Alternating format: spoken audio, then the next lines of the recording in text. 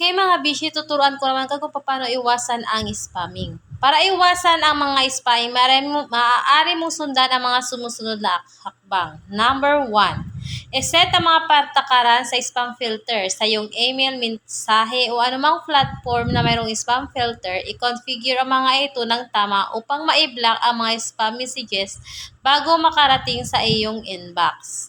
Number 2, iwasan ang pagbabahagi ng personal na impormasyon. Huwag ipinapahayag ang iyong email address o iba pang personal na impormasyon ng madalas sa mga hindi kilalang tao o online platforms na hindi mo tiwalaan.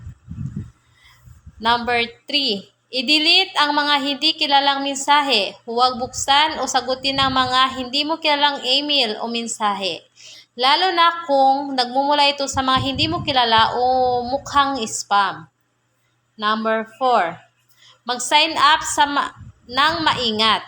Kapag nagre-rehistro ka sa mga online services o newsletter, tiyakin na ito ay mula sa lehitimong mga pinagkukunan at basahin ang kanilang patakaran sa privacy. Number 5, huwag mag-click sa mga di kilalang link.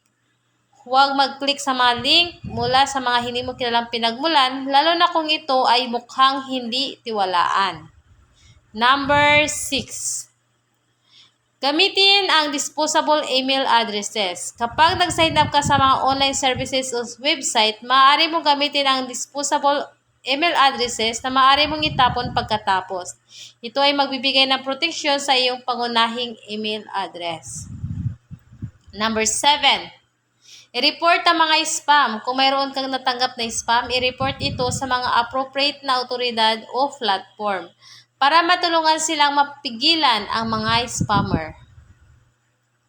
Number 8, bumalikwas sa mga survey at contest. Mag-ingat sa mga online surveys o contest na humihiling na yung personal na impormasyon.